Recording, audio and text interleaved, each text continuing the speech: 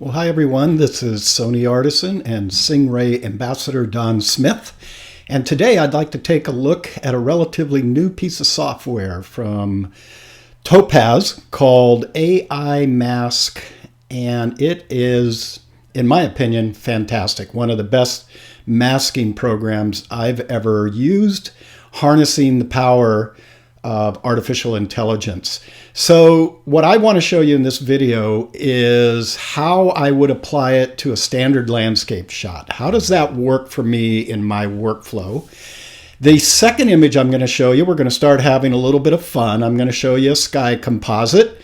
I would never do that in my actual work and put that out there as real.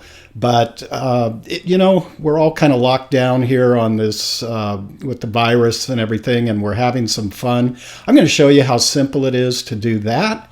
And then lastly, we're going to kind of ramp it up, and I'm going to show you how I took a picture of my daughter-in-law, Jana, in my front yard and actually placed her along the south rim of the Grand Canyon at sunset. So kind of some fun stuff. But let's jump right in. I'm going to do this right out of Adobe Photoshop.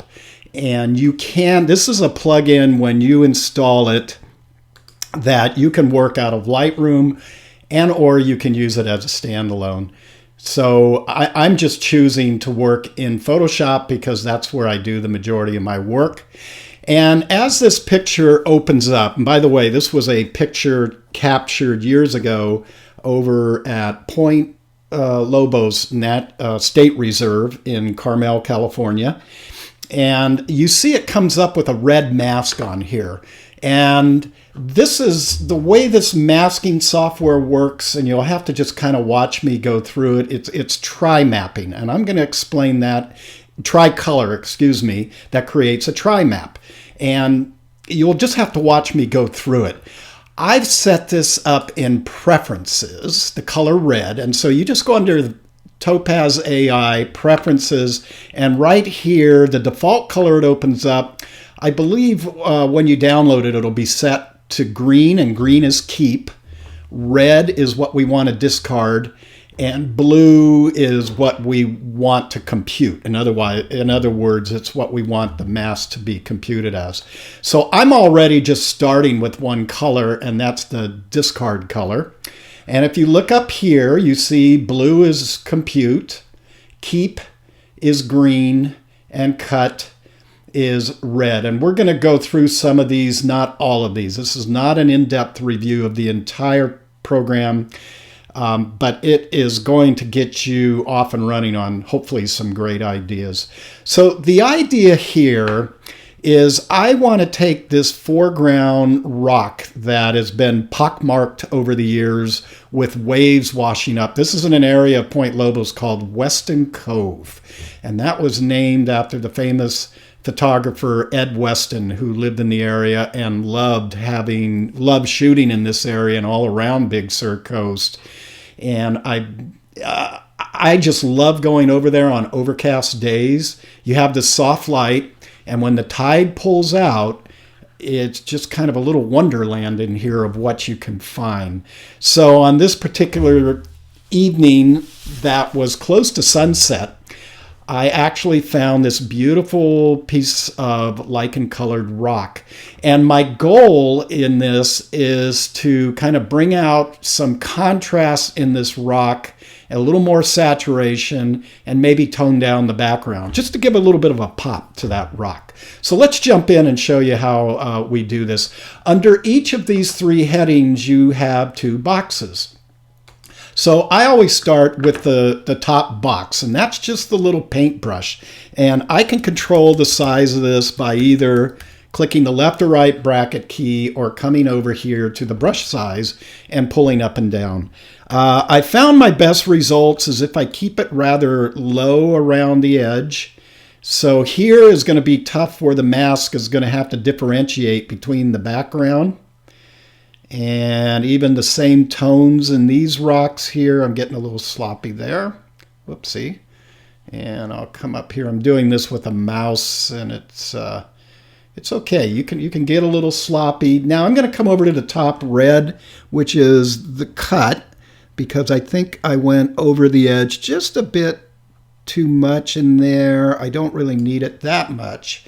Okay, so we have two colors now. We have what we want to cut, which is the background, what we want to keep, which is this rock. Now I could come up here and try to paint in the green, and let me click on that to show you. But I don't have to. There's a shortcut. I can just come down here. You see it's all these little bucket icons. And when you click, and then you come over and click inside, it automatically fills in. So that's how you create your tri-map. It's going to have 3 colors. It won't let you go ahead and compute a map or a mask, excuse me, without the 3 colors. Okay, so let's come on up here. We have a couple of choices. We can do artificial intelligence is what I'm going to choose, or contrast. I'm going to talk about contrast when we go back to try to touch up a mask later in this segment. So I always start with AI, and then depending on the processor and the speed and the memory and all those good things with your computer and how long it takes the software to figure out the mask, which there you can see is pretty quick, you're off and running. So it happens very quickly, and actually I think that's a really cool mask. Now you're going to have a couple of views. You can click into this quad view where it'll show you the tri-map, the mask itself, the cutout, and this mask against this checkerboard. But we can actually change that. What I want to do is not be in this dual mode right yet. I want to be in a single mode. Now, as I click there, you see I'm back to the tri-map. Well, don't worry, because I have this selected right here that says Show Tri-map. And when you click on that little apple icon, you have some choices. And I want to actually click Keep here. Okay. Now, I'm going to come back over to my background. And I'm finding that if I add a color in my background, that sometimes that helps me see things differently. And I'll show you that as we get to another picture. Here, another little trick I've found is if I go to the little glow icon, or excuse me, blur, not glow, blur, that really kind of helps me see it a lot better. And if I wanted to touch up this mask, I could. I think it's really good. The goal was to isolate the rock. Now, the beauty of it is I have a choice between foreground, which would be the rock, that's what I saved, and the background, which is the rest of the picture. So let's just start with the foreground, because I said my goal was to bring out a little more saturation. So I'm going to come down here to the saturation slider. And I mean, you could go, you can go crazy on this stuff. I don't want to do that much. I'm just trying to show you what I can do in a practical manner with a landscape. Let's try adding just a smidgen of contrast to that, just to get it to pop a little. All right, now what I think I want to do is I'm going to take this blur all the way off it, because the next step is going to be to work on the background. So let's come here and we'll click on the background. And I'm just going to take the exposure down just a smidgen. That's all I want to do. And now we'll come back up to our tri-view. Here would be, let me go over here and make sure I'm in the original. Hold on, let me go no, I want to turn off the tri-mask, excuse me. There we go. There's the original, and there's where I've taken it to. Now, one other step before we leave this is if I was to click apply, you're going to have a choice between the transparent, and that's just if you want to move what you've selected out of the picture, or the composite. So I would click on the composite. It would take me back into Photoshop, and I could do whatever I needed to do. But I think this is pretty close to being finished. Okay, so that's the first example of what you can do with the mask in a more practical manner, being a landscape photographer. But let's take it up a notch now. I'm going to go to this picture, which is going to be a more difficult picture, for the masking to really kind of differentiate between all these tones. And I'm going to show you how I'm going to bring a sky into it. Now, I will go on record again. I am a professional landscape photographer. I want to get up early in the morning at dark 100 and go chase light, or be out at the other end of the day and chase light. I'm just showing you how to have fun. Luminar has already come out with their sky replacement, and I actually tried this image in Luminar, and AI Mask got this particular image better. So let's go back. We're going to open up AI Mask once again.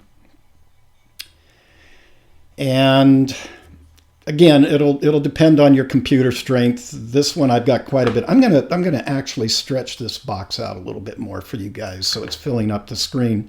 Okay, so the same thing. It opens up by default in red because I've set it that way in my preferences. And I'm gonna reduce the brush size. And the first thing we're gonna do is we're gonna paint across the horizon. Very simple.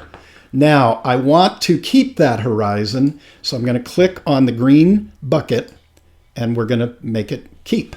Now, I'm going to go back to the compute brush, not the bucket, because I've got to kind of select the rest of this tree here. And I just sort of keep that crosshairs in the middle as I'm dragging along, and it seems to do a really good job. Let's just continue going along this tree here. And all of this, I just think is going to have to be filled in. So I will go with the blue bucket. We will fill it in. Okay, so let's go ahead and click on the Compute Mask button. And this one's going to be trickier because we've got a lot of little tiny gaps in those trees, and the original shot was against some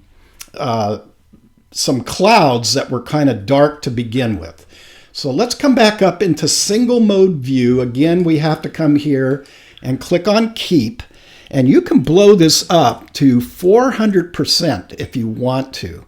But I'm just going to blow it up enough to where one tree fills my screen. Now, here's what I'm talking about with the checkerboard background. I don't know if those are clouds hiding back there or if that's part of the checkerboard. So what I'm going to do is come over here to background, and this time I'm going to go to color. And when I select there on the bottom left, you can see I have all different ways of getting to a color wheel, and you can add whatever color you think would work. And in this one, I think white works. So that's why I've selected white. And now I'm going to bring up this mask even more. And you can see it's done a really good job. Now, right in there, I'm seeing a little gray. Okay, so the way I'm going to get to that is I'm going to come back to mask. But I'm finding once I've done the initial compute, when I want to clean the mask up, it works better if I come to contrast. And I'm going to select the brush, not the bucket, and I'm going to just size this down, and we're just going to go over that area. And you can see I have to have auto update mask selected. When I first did that, that wasn't selected, and then I'd have to keep hitting the button. Then I realized, okay, I can just make it auto select. There's a little area up in there. Just gonna go kind of quickly. Here's a little area up in here. I'll try. That got it. So I'm not seeing anything else right there. There's some. Okay, and I'm sure maybe your eyes are seeing some that I might be missing a little bit, but I'm trying to just give you the idea here of cleaning this mask up. Now, let me show you something as I'm cleaning this mask up. If you were in dual view and you came over here to the original, oops, excuse me, not the original. I want to turn the tri-map off. I want to come to the keep. You could actually paint right on this and it would do the same thing. So you can paint on either side and it's going to do the same compute. Now there I stayed in AI. I got it a little better. Okay, so we're cleaning it up. One more little hit here. Bang. One more in there. I'm going to go back. I'm on contrast, excuse me. I thought I was on AI. So you can see the contrast does a really good job of bringing that mask back. And the other thing I found out is the more you do this, the quicker the compute tends to get.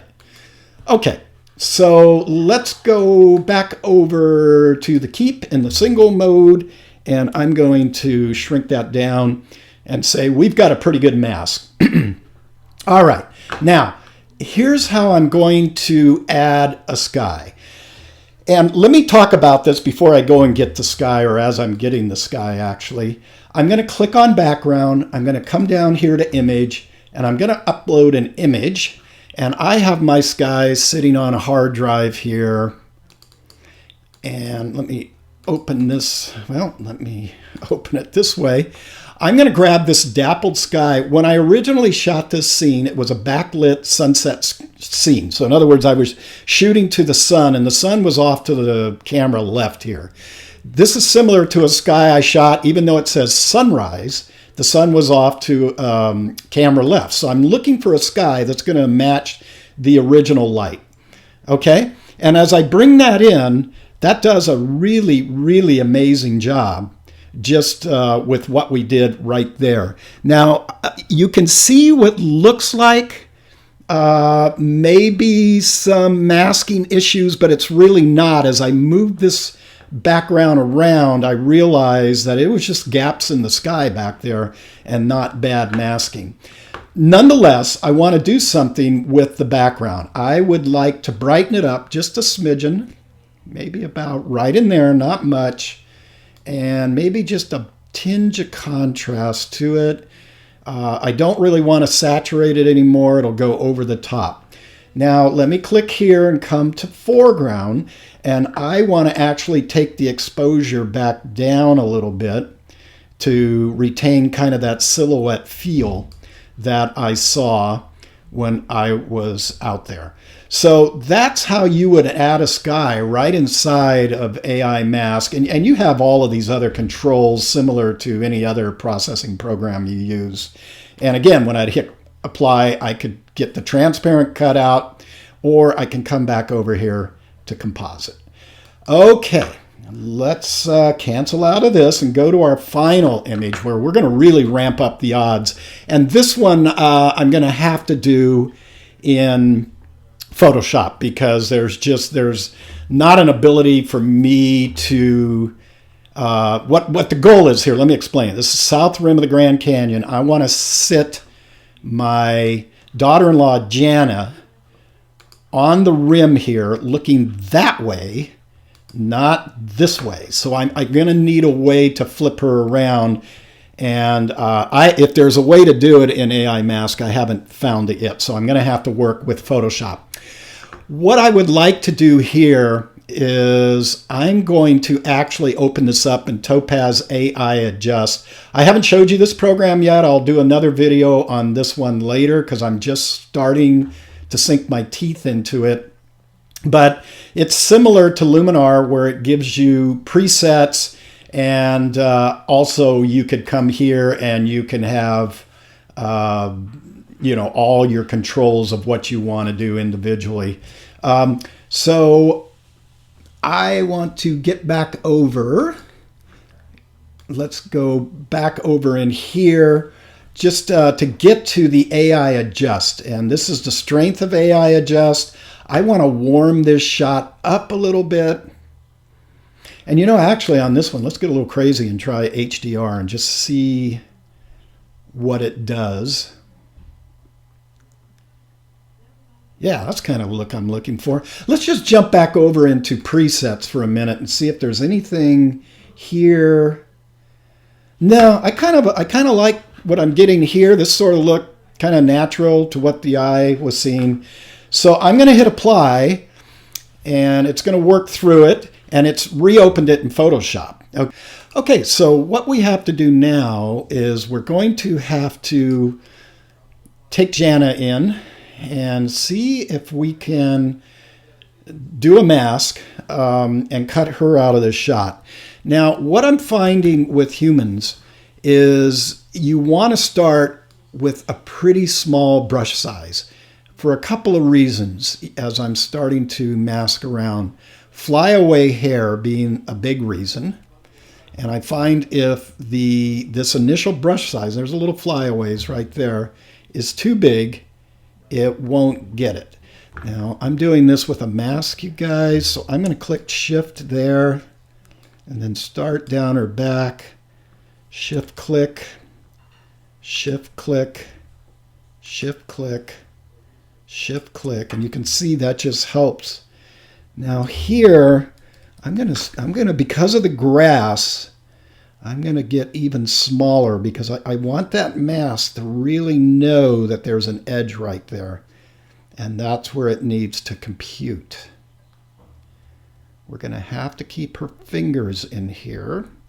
So I'm going to paint, and you have to make sure you go a little bit on the outside of what you're masking. Okay, and I'm going to get really small with the mask here. We're going to come up here, keep the palm of her hand in there. There's one more area here that we have to get, and then we'll finish out the mask. And I'm going to continue along, get that little part of her pants there, that little knob. You can see it just takes some patience. Yep. Let's undo that. You think you have a straight line, and there's really a curve there. And I'm going to come up along her neck. We're almost there. Come up under her nose. And did I skip anything? I think that's pretty good. So now I've got to say we want to keep all of that. And let's compute the mask, see what we get. So again, this process is going to be based on your computer, your amount of RAM, etc., etc. Okay, it looks like it did a fantastic job. Let's go into our single mode. I don't want to go to mask. I want to go to keep. And let's bring this up.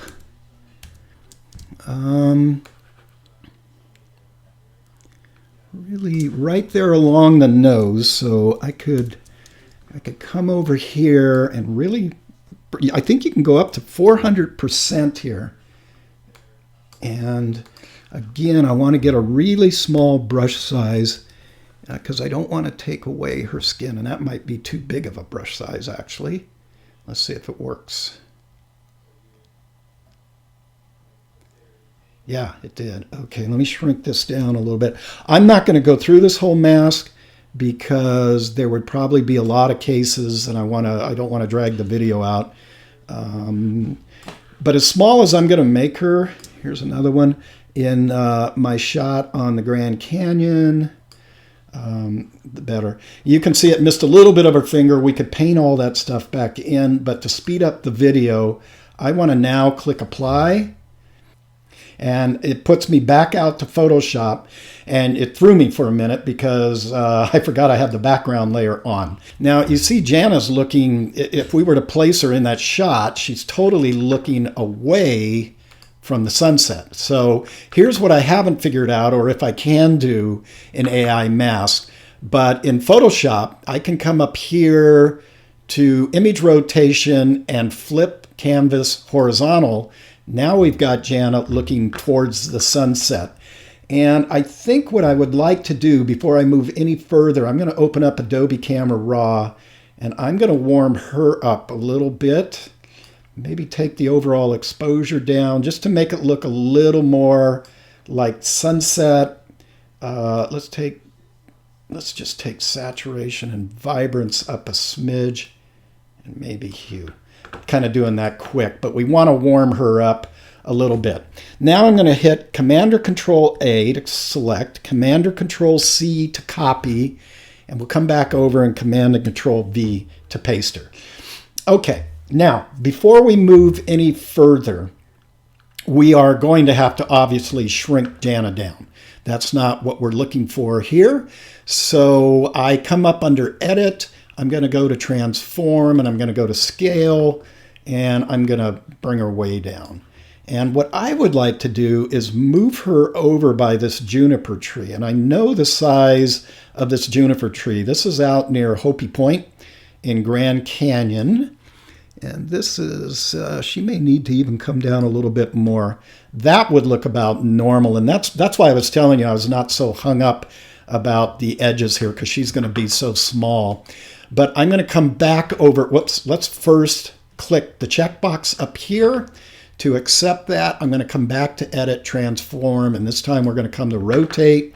I want to get her a little bit more leaning. I don't want her falling off the canyon, but kind of more natural looking. Now we've got to, the problem is we have her over this branch. So the way we go about dealing with this is we're going to add a mask to the layer mask of Jana. And then I'm going to select B for brush and make sure the color swatch is black. I'm 100% and my mode is normal. And I'm going to bring this way up here. And let's see, I am going to actually, before I do anything more, I want to bring Jana down just a little bit. So we're going to again click Scale, just so we're hiding her and pretty much the feet behind these branches. Okay, so we'll click off again. And I think that's going to look pretty good. All right, now you have to select on the mask. Make sure, again, you're 100%, and this is set to normal. And I'm going to bring this up one more click so I can really get in here and see what I'm doing, and take my brush down. And I'm going to start painting away Jana. So just the log comes back up, and she looks like she's actually back behind the log.